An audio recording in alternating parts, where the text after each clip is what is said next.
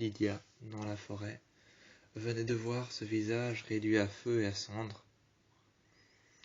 Ce visage qu'elle avait vu, le visage de la dernière Banshee, ce visage réduit à feu et à sang, réduit à feu et à cendre, qu'elle avait vu aux côtés de Styles, aux côtés de Scott, d'Allison, de Liam et de Malia. Ce visage réduit à feu et à cendre, réduit à feu et à sang, qu'elle avait entendu, les cendres qu'elle avait entendues, encore chaud, encore chaudes, le feu encore chaud, les cendres encore chaudes, ce visage réduit à feu et à cendre, à feu et à sang à travers les flammes, elle l'avait vu, elle l'avait entendu, à travers le tourne-disque, par-delà les 25 tours du vinyle, elle avait entendu la bande son, elle l'avait entendu, le son des braises chaudes, des cendres qui étaient en train de brûler, ce visage réduit à feu et à cendre, elle l'avait entendu.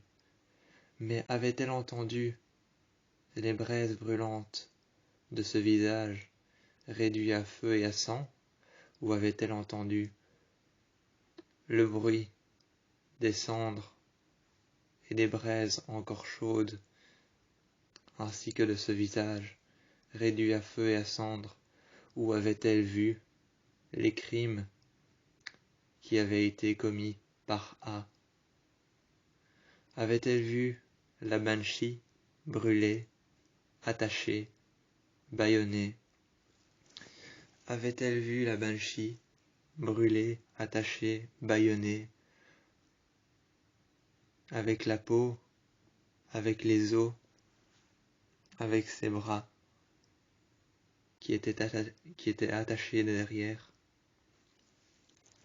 ses bras qui étaient attachés de derrière, ses jambes qui étaient attachées de devant, accrochées à un bûcher, réduite à feu et à cendre, réduite à brûler dans le néant?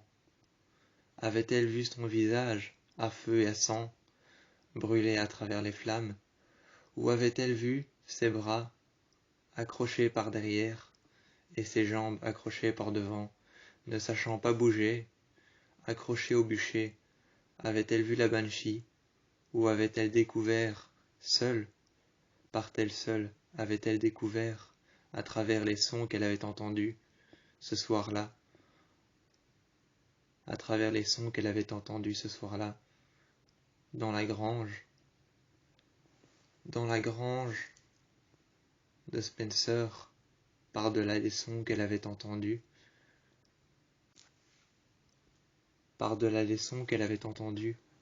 était-ce le visage de A qu'elle avait vu lorsqu'elle avait crié, ou était-ce le visage de cette femme, l'ancienne Banshee qui a brûlé?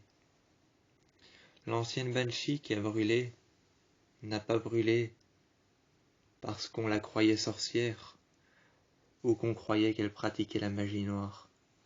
On ne l'a pas brûlée pour cette raison-là. Souvent, la justice, il y a longtemps, ce n'était pas le point fort des villageois et des gens qui habitaient la ville. Ce n'était pas leur point fort, alors la justice, il y a longtemps, c'était tuer ou être tué. La Banshee, elle, ne pratiquait nullement la magie noire, ne pratiquait encore moins les magies ancestrales. Elle ne pratiquait pas la magie noire, elle ne pratiquait pas les magies ancestrales. Les rites ancestraux, elle ne les pratiquait pas non plus. Elle avait même aucune idée de ce que c'était. Elle n'avait même aucune idée de ce que c'était. Les rites ancestraux, la magie noire, elle n'avait aucune idée de ce que c'était. Pourtant trahie par son propre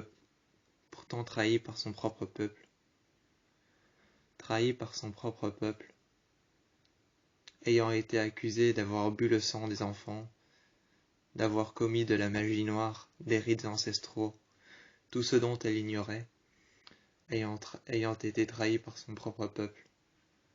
Elle a donc été forcée de grimper sur le bûcher, de franchir marche après marche, d'être attaché par les bras de derrière, d'être attaché par les jambes de devant, de regarder toutes les personnes du village qui l'avaient accusé, de regarder son peuple arriver avec un flambeau, mettre feu à ses jambes, de sentir le feu, d'entendre ses hurlements, de sentir le feu grimper le long de ses jambes, de sentir sa peau se détacher de ses os, sentir le feu grimper le long de ses jambes, immoler ses jambes, ensuite son buste, et puis le feu qui grimpait le long de ses bras. Forcé de regarder les gens qui la croyaient être une sorcière, qui croyaient qu'elle avait bu le sang de ses enfants, qu'elle avait pratiqué des rites ancestraux dont elle ignorait l'existence, ayant été trahie par son propre peuple, son propre village. Cette banshee n'a pas été brûlée, mais a été forcée d'être brûlée. Ce que l'on peut appeler aujourd'hui un suicide. Ce que l'on peut appeler aujourd'hui un suicide ou une mort volontaire.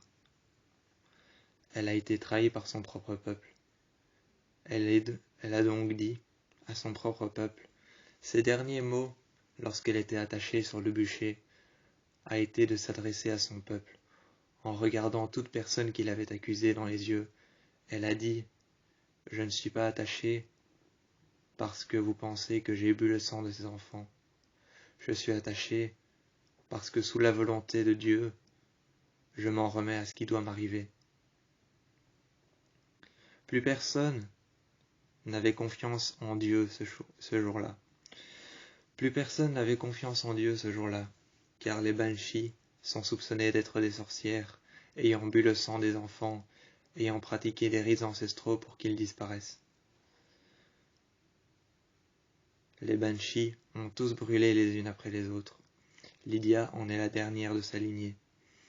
Mais lorsqu'elle a vu ce soir-là toute sa lignée disparaître dans la grange de Spencer, ce soir-là, lorsqu'elle a entendu le tourne-disque, qu'elle a entendu les cendres et les braises encore chaudes brûler, qu'elle a entendu le bruit du feu et qu'elle a vu son visage calciné, elle s'est mise à crier de toutes ses forces, elle s'est mise à crier à plein poumon, parce qu'elle savait que dans la grange de Spencer, quelque chose allait se passer, quelque chose qu'elle avait vu. Avec Styles, avec Scott, avec Allison, avec Malia et avec Liam, ils sont allés voir dans la forêt, et loin dans la forêt, elle a vu ce visage déformé par le feu, ce visage brûlé et calciné, le visage de sa descendante, brûlé à travers le feu, volontairement entré dans les flammes, elle avait vu ce visage. Mais elle ne savait pas que Spencer, chez elle, dans sa chambre, assise juste devant son lit, était peut-être en train de se transformer, de retour à Rosewood ce soir-là.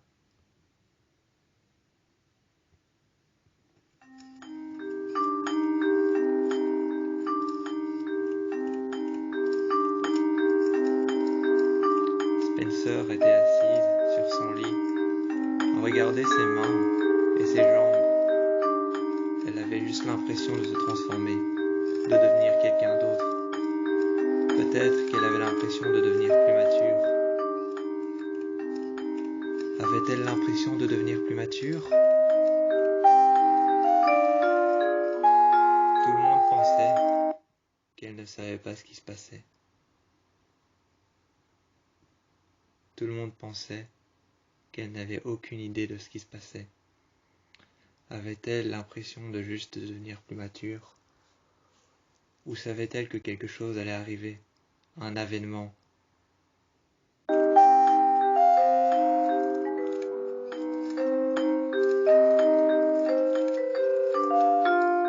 Ce soir-là, elle avait l'impression de savoir. Elle avait l'impression de savoir ce soir-là que quelque chose allait arriver.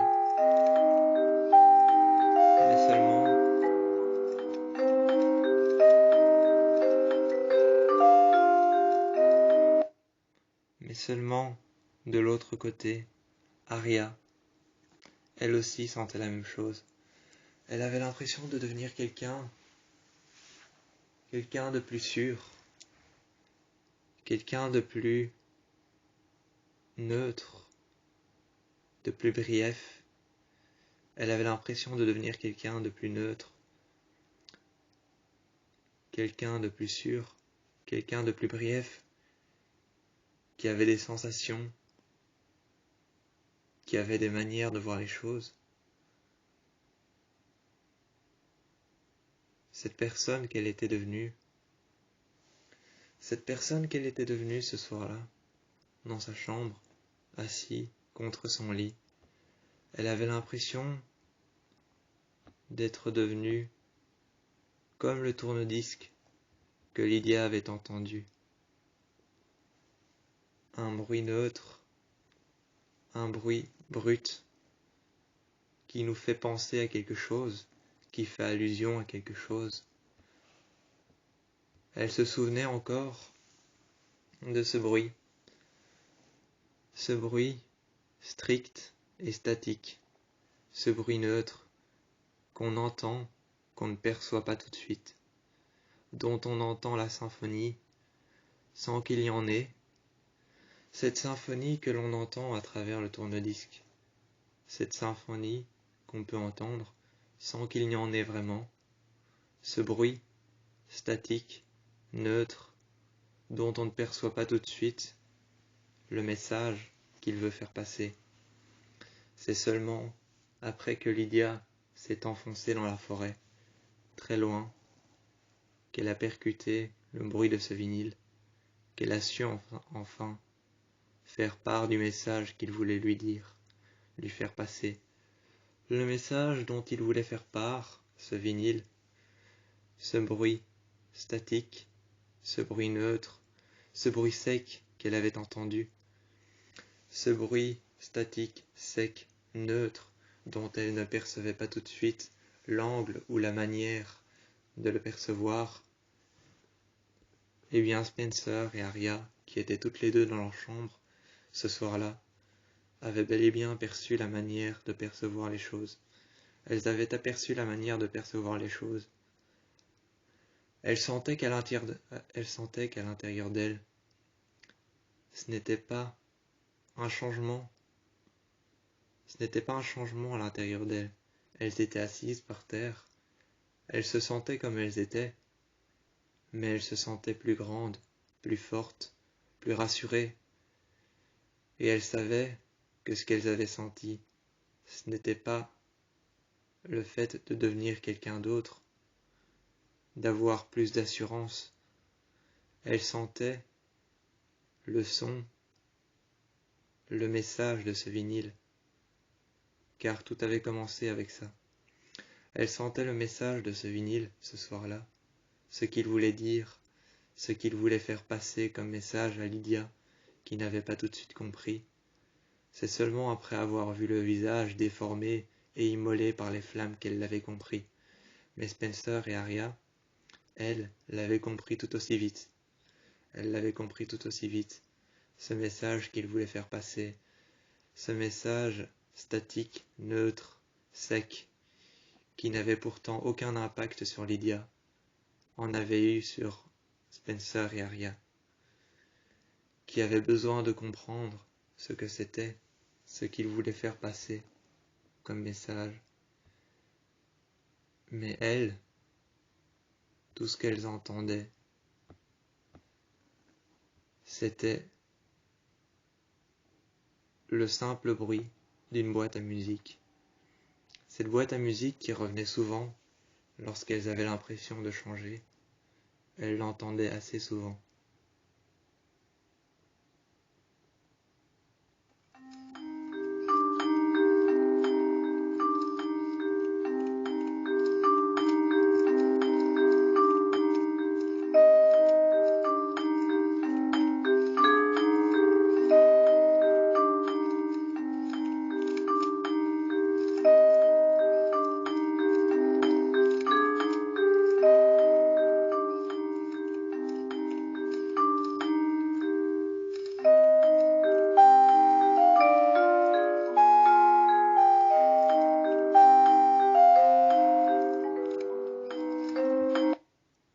avaient beau claquer des yeux, elles avaient beau fermer les yeux et imaginer autre chose, dès qu'elles fermaient les yeux, la musique s'arrêtait. Mais aussitôt les yeux ouverts, la musique repartait.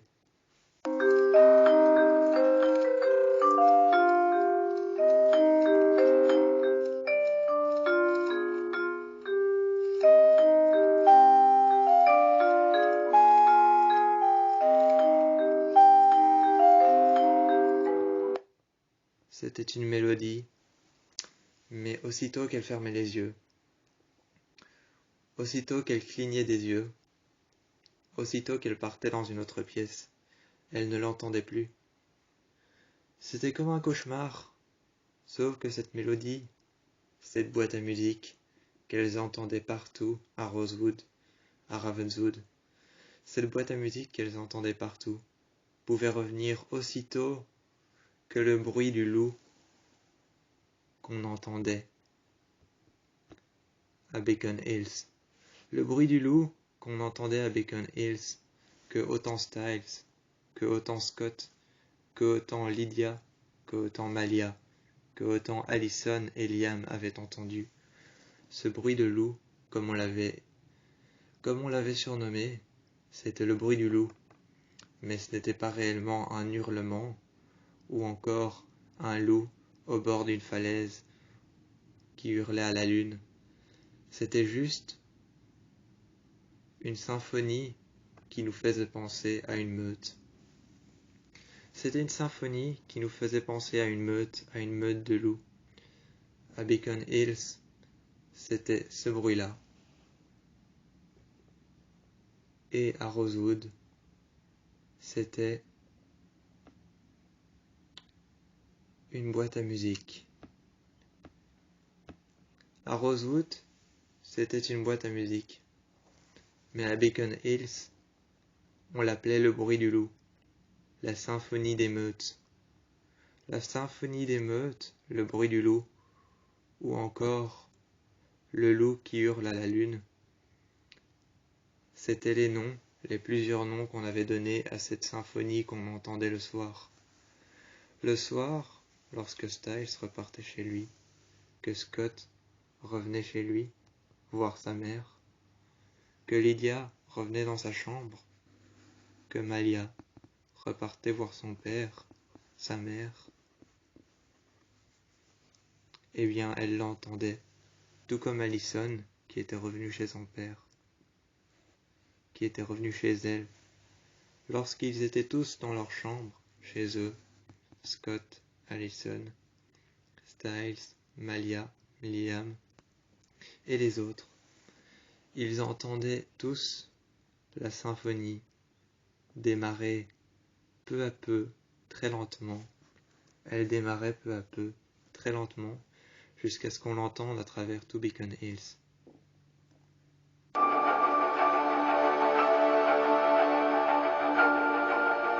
Telle une meute, tel un loup qui courait à travers la forêt, essayant de rejoindre le rocher sur lequel il va tous les soirs. Ils entendaient encore cette symphonie, tel un loup qui court à travers la forêt, qui peut voir dans le noir, qui tel un prédateur pourchasse sa proie, s'arrête à un rocher et regarde la lune, se met à hurler pour prévenir les autres.